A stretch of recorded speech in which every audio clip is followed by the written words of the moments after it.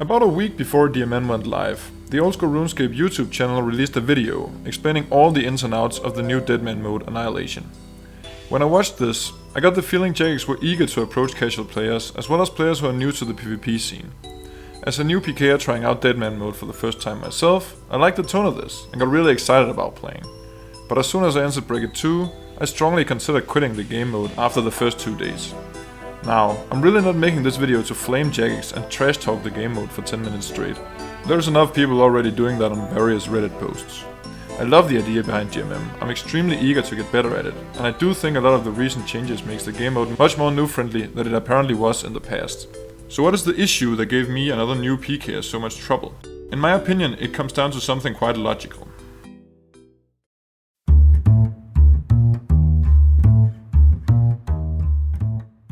Alright, let me first explain the background behind this idea. Perhaps the most foundational concept that make for a good OSRS PKer is switches.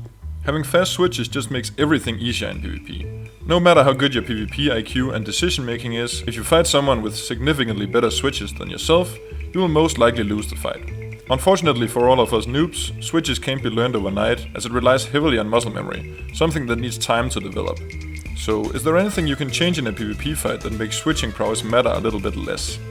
Imagine two PKers are about to fight each other. One is good, the other is bad. Let's say the PKers are to fight in two different setups. Setup number 1 is focused on defense, while setup number 2 is centralized around offense. Now, even though the good PKer will most likely win no matter which setup is being used, the way in which he wins is entirely different.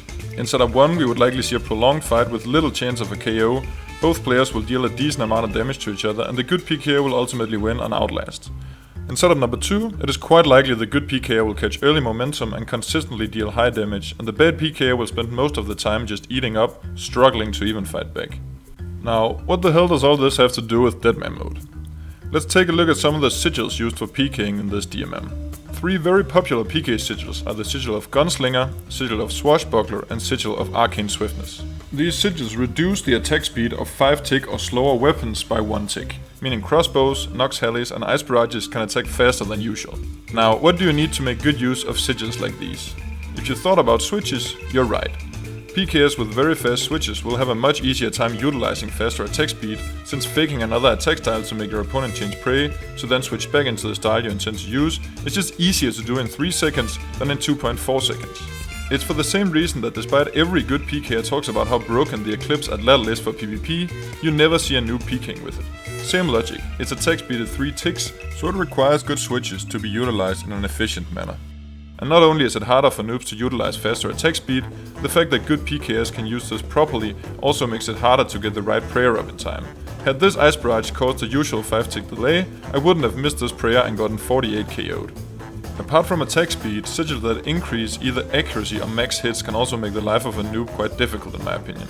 3 of these sigils that are very strong for PvP this DMM is the sigil of the Adroid, sigil of Aggression and most extremely the sigil of Rampage, which actually buffs your accuracy the better you are at switching. Kinda speaks into my point, right? When you measure performance in a PvP fight, you usually look at 2 major factors to decide who did best. Who got the most overheads right and who hit the opponent the most times. Well, if a good PKer usually outperforms a bad one in these 2 metrics, what will extra accuracy and damage do to these extra hits off prayer? Let me show you what it does.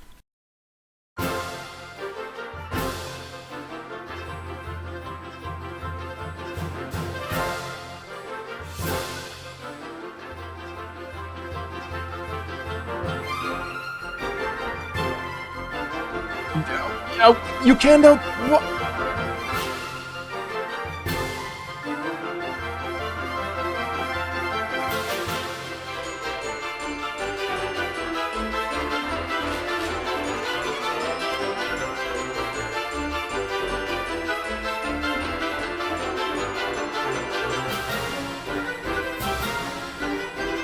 Fish.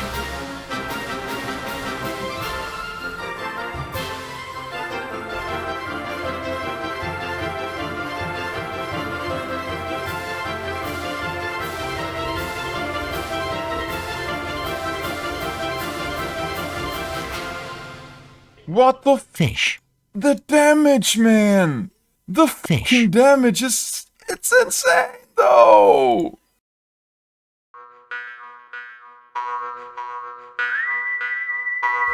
This is what made me consider quitting. I truly don't mind fighting PKers who are better than myself. In fact, I think it might be what new PKers can learn the most from. Hell, I'll even live with some of these PK demons being toxic towards me despite they are the ones picking on a complete noob. But what I do mind is being hit 30s over and over again. Even through prayer it doesn't always seem to matter. And the only thing I can do is eating every single second of the fight until I eventually run out and just die. Also, the fact that you get hit so hard on prayer is especially frustrating. In my mind, you should be rewarded for predicting your opponent properly. But in some of these fights, it feels like that's not even the case. Going back to my original point, the way these sigils are constructed just benefit advanced PKers way more than they do everyone else. Even the sigil of aggression, which by the looks of it seems quite noob friendly. I mean, it's 10% all damage, extremely simple, what's not to like? Well, it's still a massive buff to PvP offense, and as I explained earlier, offense generally benefits the best PKs. I've only fought the Thunder Kopesh once, which ended in a nice 47 KO whack, but by reading about it, it doesn't exactly appear noob friendly to me either. Conversely, the situations where I run into PKers playing worse than myself, the script is just flipped the other way around. I'm doing insane DPS and my opponent is constantly on the back foot, eating all the time with little chance of fighting back. In my opinion, the best and most enjoyable NH fights are the one where both players are in it, and momentum swings back and forth multiple times during the fight. Unfortunately, most of my fights the last couple of days have been rather one-sided. Best player catches momentum, and from the weaker player's perspective, it's all about pulling off an escape from that point on. One of the things that make it possible to survive as a new PKer is that you aren't severely punished for every single missed prayer. But in this DMM, it kinda feels that way. And yes, you did just see me die to a 37 DDS poke. Now, would my ideal DMM be PKers smacking zeros with D semis on full Torag with no chance of ever seeing a KO? Absolutely not. That would be the most boring game mode in history. I'm not saying they should remove sigils and just make this a tank fest. Actually, I think tank gear is a little too overpowered compared to its price in the main game. It's about finding a balance where good offense pays off and KOs are possible, but where you still stand a chance of survival if a strong PKer and good gear jumps on you. In this case, I think damage and accuracy is a bit much in overdrive for my liking, to an extent where good PKers can run around and gank every noob they see, and if you miss 2 protection prayers in a row, you're just dead.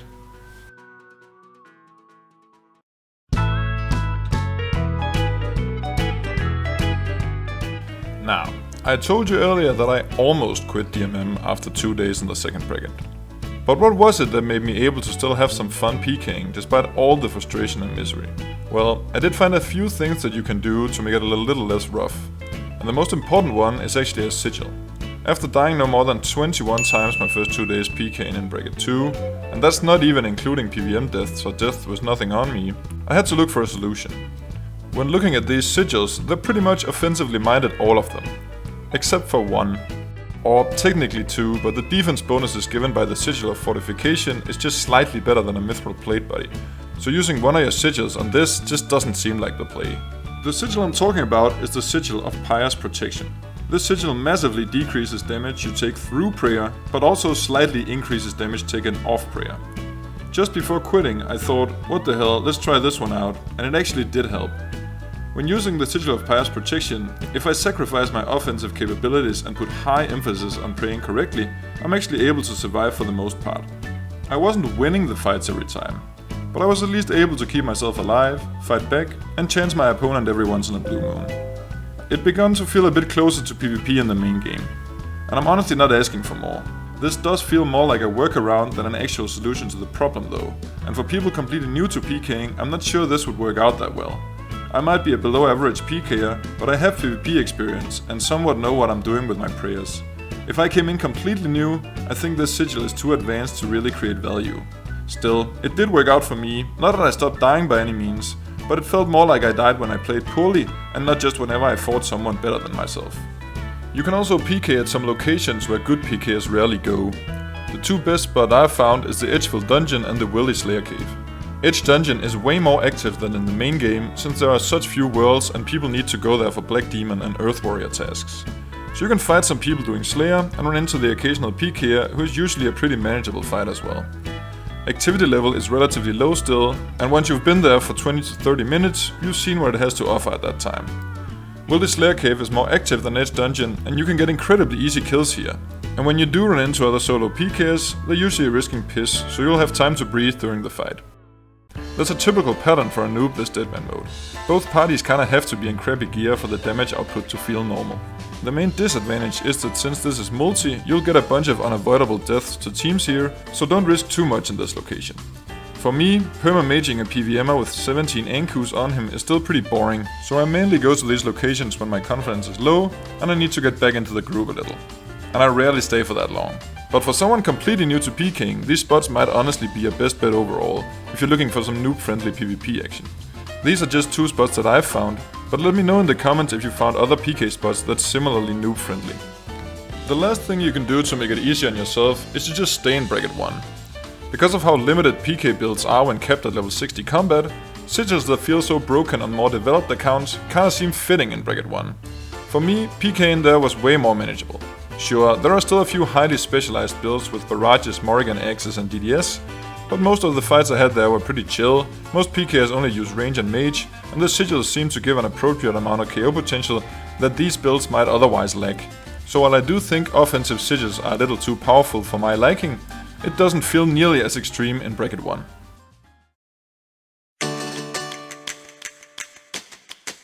So what do I think Jagex should change for the next DMM?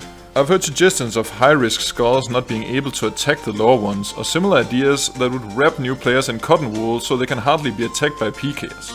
And personally, I entirely disagree with suggestions like that. DMM is a PvP game mode, and while getting killed running around naked and progressing your account pisses me off just as much as everyone else, being able to attack everyone at any location is the core foundation behind Deadman mode. I honestly think Jagex have done a lot of things right with this DMM. Removing bank keys but having no protect item feels like a solid middle ground and makes rebuilding way more manageable. I can't imagine sticking with it had I lost my entire bank 21 times over 2 days. And I also think having some progress locked behind points is good for giving casual players a chance to catch up if you have a job and a bed you need to attend to from time to time. And the fact that sigils make it way easier to PK in crappy gear also works well in favor for us noobs. I do however think some of the sigils give too much of an advantage to players that already have a massive upside in terms of pure skill. I especially think sigils that buff attack speed are somewhat problematic, at least in terms of noob friendliness. The more I look through my clips from the last week, the more examples I find of myself just not being able to utilize these sigils nearly as well as my opponent, and therefore never really being a part of the fights I'm in. Both players are capable of dealing massive damage, but the fact that the weaker players have to deal with extremely hard-hitting weapons on 4-tick attack speed means that as soon as you've eaten up from the previous hit, if you don't switch your prayer a tick earlier than you would have when PKing in the main game, another massive hit comes in and it just repeats like this over and over. If good PKers really enjoy using the attack speed sigils, I wouldn't remove them entirely, but maybe restrict them to be used in a specific area where good players can meet up and battle it out. And then either buffing the sigil of fortification or adding 1 or 2 defensive sigils that aren't quite as advanced as Pierce protection could also be a helping hand to struggling PKers. So my best suggestion would probably be to have some areas of the game where sigils work as they do today, but have the rest of the map toned down a bit, where the attack speed sigils would be removed and the rest of the sigils nerfed down to maybe 75%. That way, the demons of PvP would still have a playground to utilize their skill set to the fullest, but noobs would have a better chance of survival when they got jumped in other locations.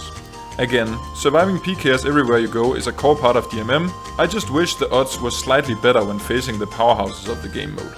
I've tried to give the most nuanced viewpoint possible, as I think a lot of debate regarding Deadman mode results in newcomers raging endlessly about every single aspect of DMM being a disaster, followed by some vets responding by calling them crybabies that should never have started playing. Despite my criticism, I've still had so much fun playing Deadman mode. It just needs a few more tweaks in my opinion. I hope you enjoyed this video, and I hope you're enjoying DMM as well.